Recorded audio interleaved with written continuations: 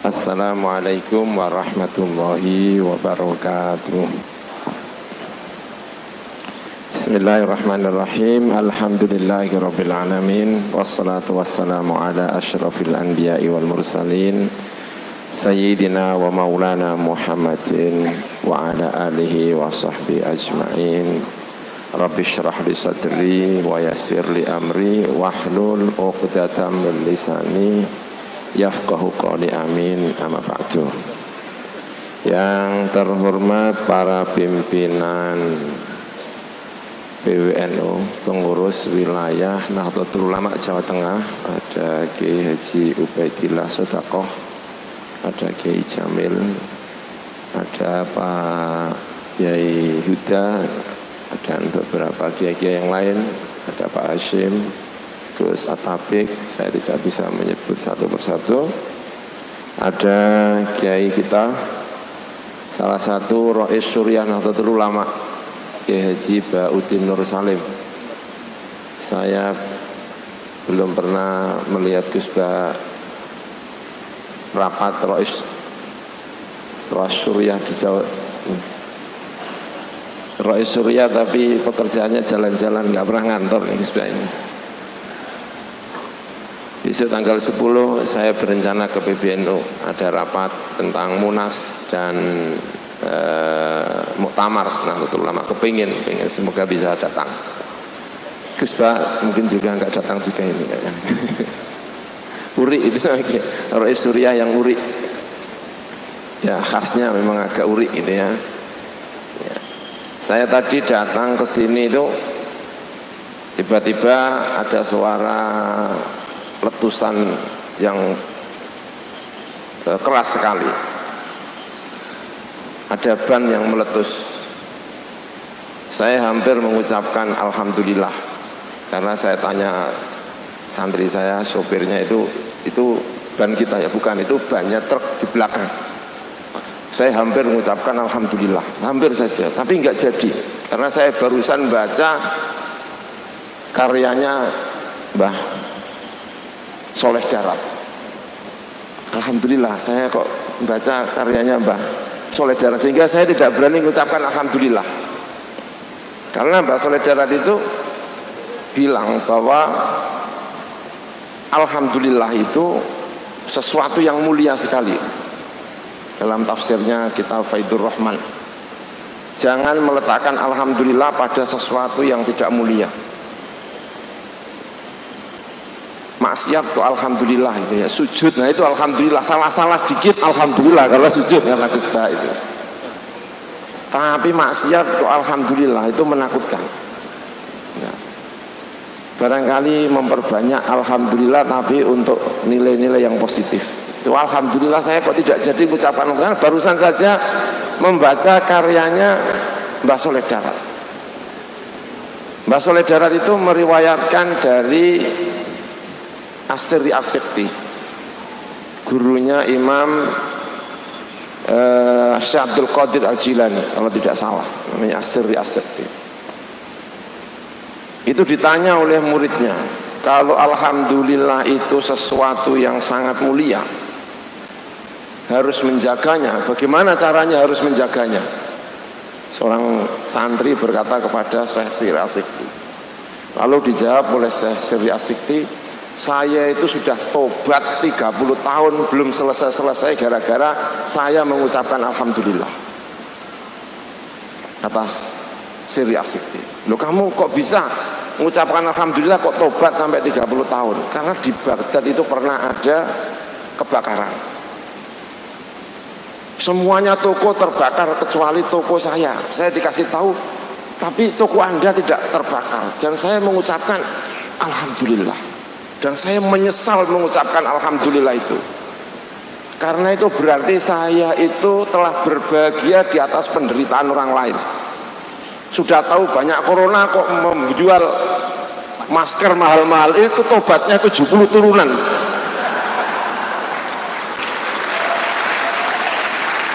Tahu begini.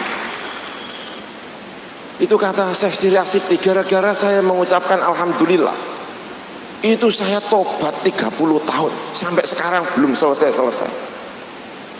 Bayangkan tadi kalau saya mengucapkan alhamdulillah, itu alhamdulillah yang meledos itu banyak truk, itu kan berarti saya mengalhamdulillahi. Tapi saya tidak jadi, gara-gara saya membaca karyanya Syekh Mbah Sholeh Darat, ternyata luar biasa. Barusan saya merasa menjadi muridnya Mbah Sholeh Darat, membaca karyanya kitab Faidu Ar-Rahman.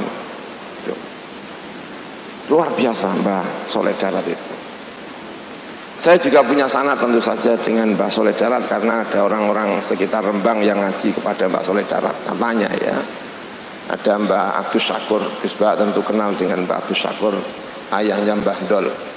Mbah Dol itu yang punya karya yang luar biasa. Saya jadi mengerti kenapa banyak orang Jawa itu yang ngalim-ngalim itu diantaranya ya setelah tahu sanad-sanad itu. Ada tokoh yang menurut saya itu luar biasa. Salah satunya Mbah Sholeh Darat sama Syekh Khotib Minangkabau. Syekh Khotib Minangkabau itu resmi menjadi khotib mazhab Syafi'i di Masjidil Haram. Satu kurun dengan Mbah Sholeh Darat, sama-sama muridnya Habib Ahmad Zaini Dahlan. Kebetulan Kiai Sholeh Darat itu kalau di daerah Rembang, di daerah Sarang itu ada murid-muridnya, ada Mbah Dahlan. Saya punya kakek namanya Mbah Dahlan. Saya itu anaknya Kiai Maimun anaknya Kiai Zubair anaknya Kiai Dahlan. Konon Kiai Dahlan itu pernah ngaji di Mbah Sholeh Darat. Sama dengan Mbah Abdus Syakur. Mbah Syakur itu juga orang Sarang, orang Seten, juga ngajinya di sini.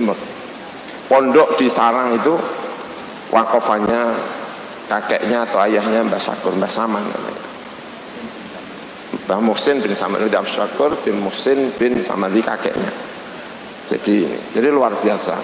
Lalu ada lagi Syekh Khotib Minangkabau. Khotib Minangkabau itu juga muridnya Kiai Ahmad Zaini Dahlan, Mufti Syafi'iyah fil Haramain. Itu dua-duanya menurut saya itu luar biasa. Kenapa? Satu, kita di Indonesia itu dikenalkan dua tokoh, pendiri Muhammadiyah sama pendiri Nahdlatul Ulama. Itu ternyata sama-sama berguru kepada dua tokoh ini.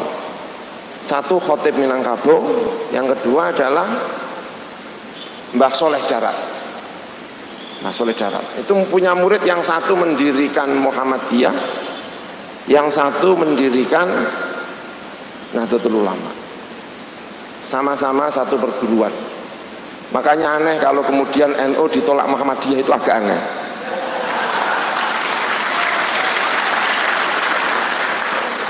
Tahu nggak keistimewaannya Syekh Khotib Minangkabau itu apa? Dia itu orang modernis, tapi ngajinya itu kitab-kitab Turos. Seorang modernis yang ngajinya kitab-kitab Turos itu Syekh Khotib Minangkabau. Makanya anak-anaknya Syekh Khotib itu ada yang jadi duta, ada yang jadi itu karena dia modernisnya. Tapi dia tetap diangkat sebagai salah satu imam khotib mufti di Syafi'iyah di Haramain.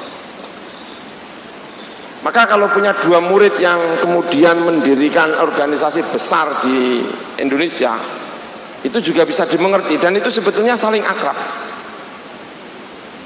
Kiai Hasyim Asy'ari sama Kiai Ahmad Dahlan. Saya membayangkan kedua-duanya itu juga sama ngaji kepada Syekh Sholeh Darat. Karya-karya Syekh Sholeh Darat itu menunjukkan penguasaannya terhadap kitab-kitab Turos. Maka kalau malam hari ini kita menyebut secara khusus ngaji Turosnya Syekh Sholeh Darat. Itu ya memang kitab-kitab yang dikaji itu kitab-kitab Turos. Ummul Barohin kalau dalam tauhidnya, Jauharatul Tauhid, itu karya-karya pesantren semuanya. Yang Gus Bah sering mengingatkan tauhid kita ini harus benar, itu salah satu kitab penting yang diajarkan oleh Syekh Sholeh Darat.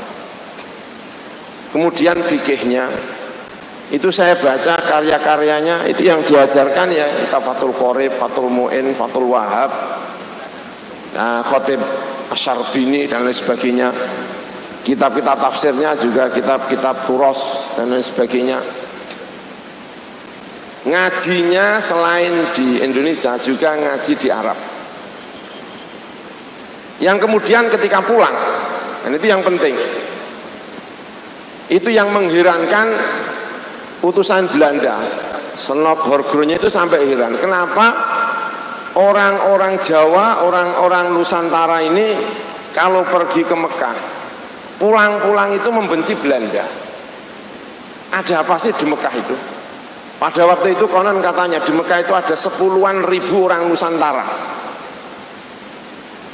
Dan itu ketika pulang, itu tidak kehilangan Nusantaranya, tidak kehilangan nasionalismenya. Sampai Belanda itu mengirim utusan untuk ke sana, untuk mempelajari ada apa. Dan salah satu orang yang tidak pernah kehilangan kenusantaraannya itu adalah Syekh Saleh Darat. Karena itu murid-muridnya karena punya nasionalisme tinggi itu juga luar biasa, karena memang gurunya namanya Syekh Saleh Darat. Syekh Saleh Darat itu sampai pernah mengatakan zaman itu, dan itu tidak sekarang. Saya kira tidak sekarang. Mungkin para hadirin juga mungkin setuju dengan saya, karena saya khawatir saya juga salah kostum ini kayaknya. Karena Syekh Saleh Darat itu pernah bilang haram hukumnya pakai dasi dan jas, karena itu menyerupai Belanda. Karena menyerupai Belanda. Ternyata itu difatwakan dalam kitabnya syariat. Difatwakan haram hukumnya pakai dasi dan pakai jas. Saya salah kostum. Saya tadi apa ngomong terus kok saya pakai jas. Ngaji Syekh Saleh Darat kok malah, tapi kalau Syekh Saleh Darat sekarang hidup ya mungkin sudah tidak lagi diharamkan itu mungkin ya.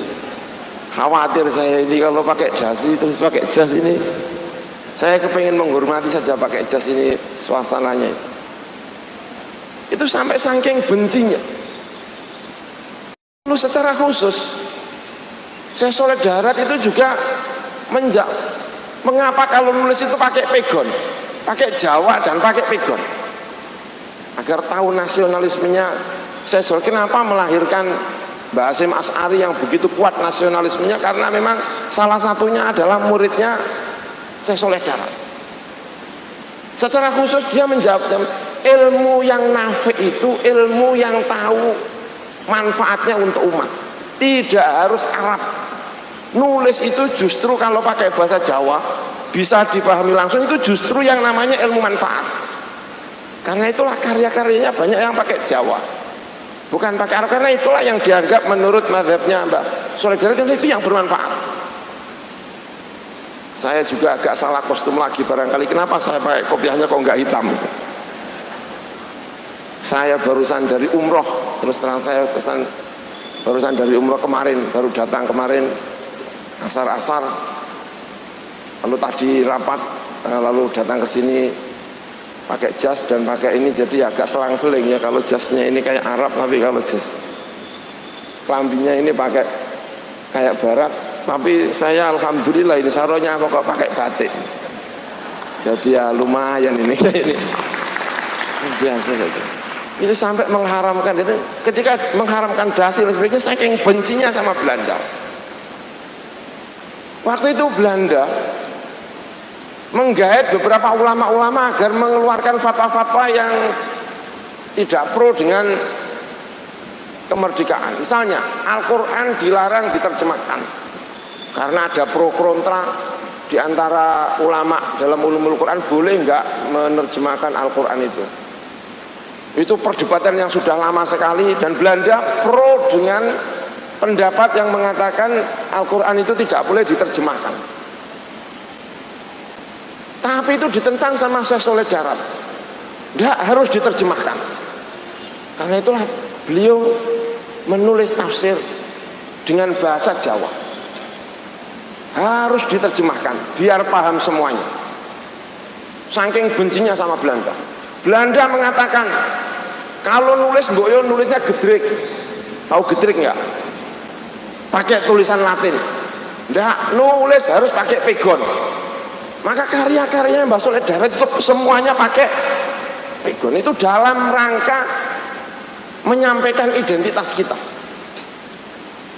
Identitas sebagai muslim tradisionalis orang Nusantara.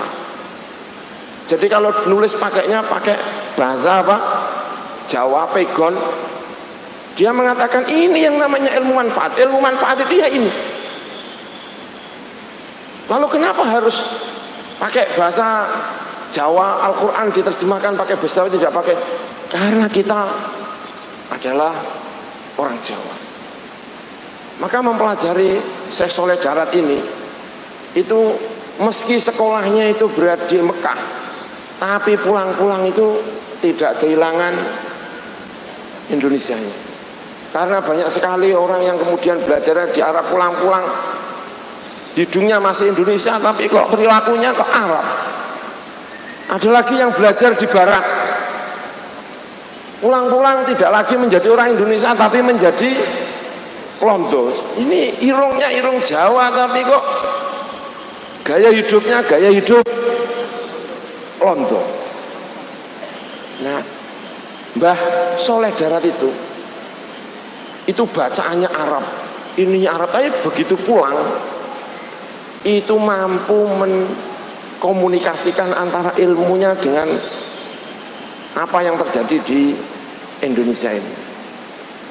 Maka meski Mbah Soleh Darat itu tidak menangi NU, karena Mbah Soleh Darat itu wafat tahun 1903. Kalau Mbah Soleh Darat hidup pada hari ini, saya kira yang paling pas itu kayaknya kok Nahdlatul Ulama itu Mbah Soleh Darat itu, saya kira. Nggak tahu.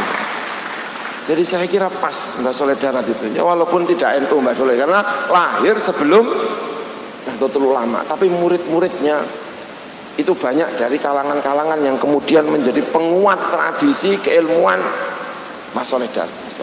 Apa? Tradisi keilmuan Nahdlatul Ulama. Banyak kalau kita mau menyebut, tentu saja ada siapa, Mbah Hasyim Asy'ari, ada Kiai Dahlan. Kiai Dahlan itu putranya Syekh Mahfud At-Turmusi. Syekh At-Turmusi itu putranya Mbah Abdul Manan. Putranya Abdullah putranya Mbah Abdul Manan, pendiri Pondok Termas. Mbah Abdul Manan itu sanadnya langsung kepada Az-Zabidi, pengarang Ithafus Sada Al-Muttaqin. Ketika belajar di Mesir, ngaji kepada Syekh Zabidi kalau tidak salah. Itu syarah Ihya paling otoritatif, Ithafus Sada Al-Muttaqin. Itu muridnya namanya Syekh Abdul Manan. Itu pendiri Pondok Pesantren Termas. Jadi jaringan ulama Nusantara itu ternyata itu luar biasa. Dan itu cucunya Syekh Abdul Manan namanya Kiai Dahlan itu adalah menantunya Mbah Soleh Darat. Lalu punya murid lagi namanya Mbah Abdus Syakur. Mbah Abdus Syakur punya putra namanya Mbah Abdul Fadl. Gus Bah tentu sangat akrab dengan Kiai Abdul Fadl karena barangkali punya darah sama-sama Sedan dan lain sebagainya. Itu juga salah satu penguat Nahdlatul Ulama. Nah, muridnya Mbah Kiai Hasyim Asy'ari. Punya Mbah Hasyim Asy'ari itu punya putra namanya Kiai Wahid, lalu Kiai Wahid punya putra lagi namanya Kiai Haji Abdurrahman Wahid. Orang sering membaca menghadap-hadapkan antara Mbah Hasyim Asy'ari dengan Kiai Haji Abdurrahman Wahid. Yang satu katanya NU-nya agak aneh-aneh dikit, yang satu katanya NU-nya itu lurus. Sehingga sering mengatakan NU garis lurus itu adalah NU-nya Mbah Hasyim Asy'ari. Saya kira kok gimana gitu ya. Masa kita ini tidak lagi muridnya Mbah Hasyim Asy'ari. Ini tadi ada kitabnya Mbah Hasyim Asy'ari namanya Aqidatu Ahlus Sunnah wal Jamaah. Kitab ini ada kitab Mas Risalatu Ahlus Sunnah wal Jamaah. Saya sedang ngajar kitab ini di Nahdlatul Ulama di wilayah Rembang di daerah sana. Saya juga ngajar. Saya juga kepingin membaca, mengajarkan kitabnya Mbah Soleh Darat, tafsirnya. Saya mencoba untuk membaca kitab tafsirnya, sangat menarik sekali. Sangat menarik. Sangat sufi itu tadi ya. Salah satu contohnya tadi itu. Soal apa? Mengucapkan alhamdulillah. Alhamdulillah. Banyak sing bledos ora bantu itu bisa tobat sampai. Makanya hati-hati dengan kalimat itu, di kalimat diingatkan betul sama Kiai Haji Soleh Darat, ahli fikih ya, karya fikihnya luar biasa, banyak sekali karya-karyanya, ahli di bidang tasawuf, ahli di bidang apa? Tasawuf. Jadi punya fikih, punya tasawuf, dijamekkan jadi satu. Punya akidah, dan itu benar-benar menginspirasi diri Mbah Soleh Darat. Kalau kita runut, itu sebetulnya ada dalam diri Al-Imam Al-Ghazali, sehingga sebagian orang mengatakan Mbah Soleh Darat itu adalah Ghazalinya orang Indonesia. Itu adalah Mbah Soleh Darat, karena menjamekkan antara berbagai ilmu, seperti apa yang dilakukan oleh Al-Imam Al-Ghazali. Imam Ghazali itu bisa disebut sebagai ahli fikih karena punya karya Al-Wasit Al-Basit, punya karya di bidang fikih. Setelah menjadi seorang fakih, menjadi seorang mutakallim, punya kitab namanya Al-Iqtisad fil I'tiqad. Biar tahu bahwa kita ini punya tokoh namanya Mbah Soleh Darat, itu disebut sebagai Imam Ghazali kecil, dan itu punya sejarah yang mirip-mirip. Betapa bangganya kita. Dan itu menjadi warisannya Nahdlatul Ulama, agar bangga menjadi Nahdlatul Ulama.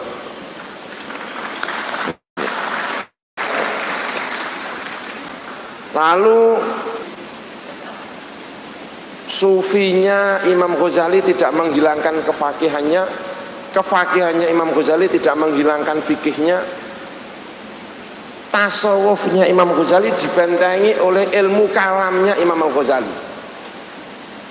Imam Ghazali tidak pernah menyesal punya karangan sebanyak itu bagi fan, karena itu membentengi Imam Ghazali. Dan itu menjadi kurikulum di Nizamiyah, madrasah Nizamiyah di zaman era Nizamul Mulki. Dan itu yang benar-benar dipelajari oleh Mbah Soleh Darat. Karena itu Mbah Soleh Darat itu komplit. Komplitnya itu maksudnya apa?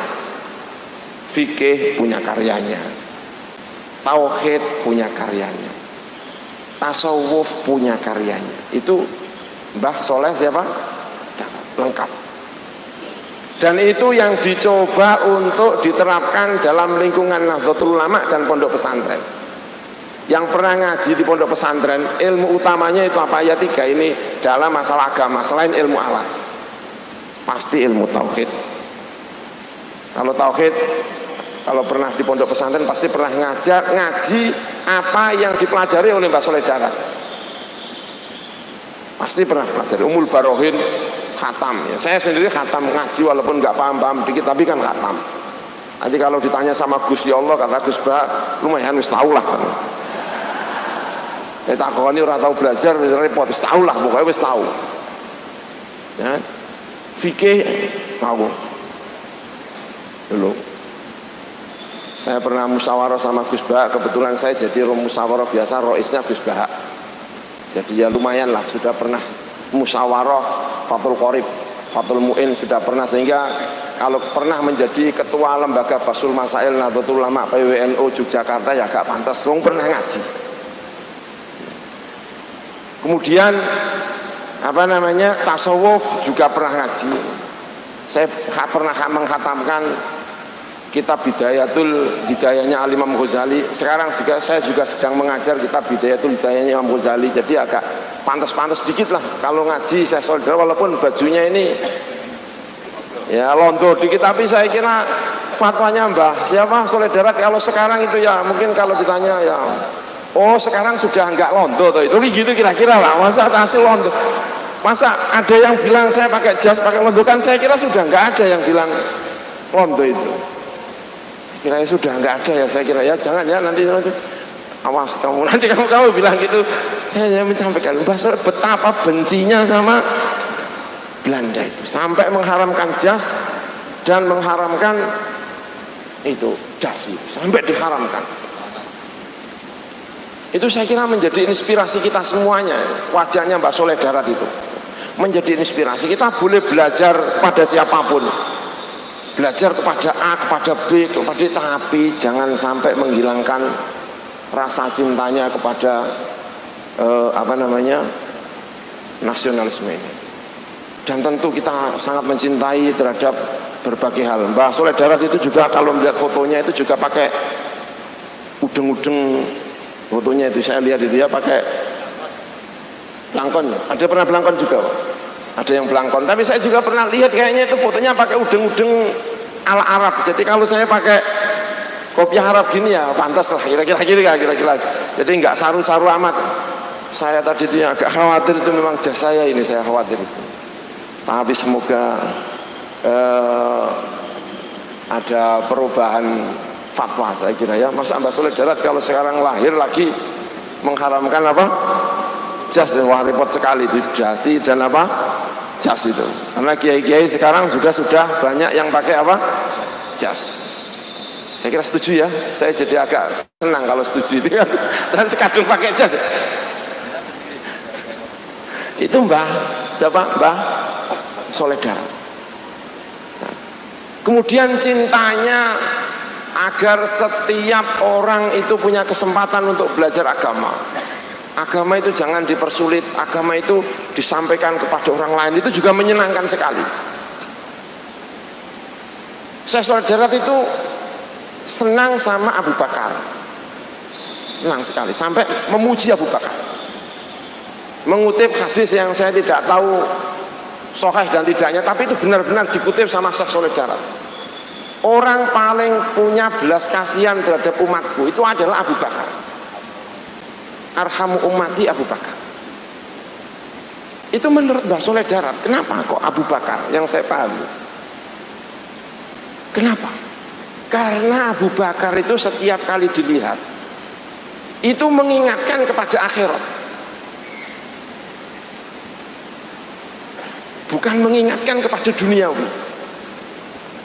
Makanya saya senang Gus Bah itu masuk surya senang, karena Gus Bah itu melihat itu mungkin akhirat.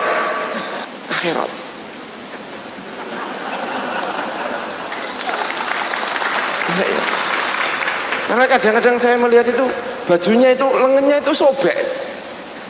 Ini Roy Surya apa modern gitu. Itu akhirat itu. Nah, Abu Bakar itu karena mengingatkan akhirat disebut arhamu ummati katanya. Kata Mbah Soleh apa?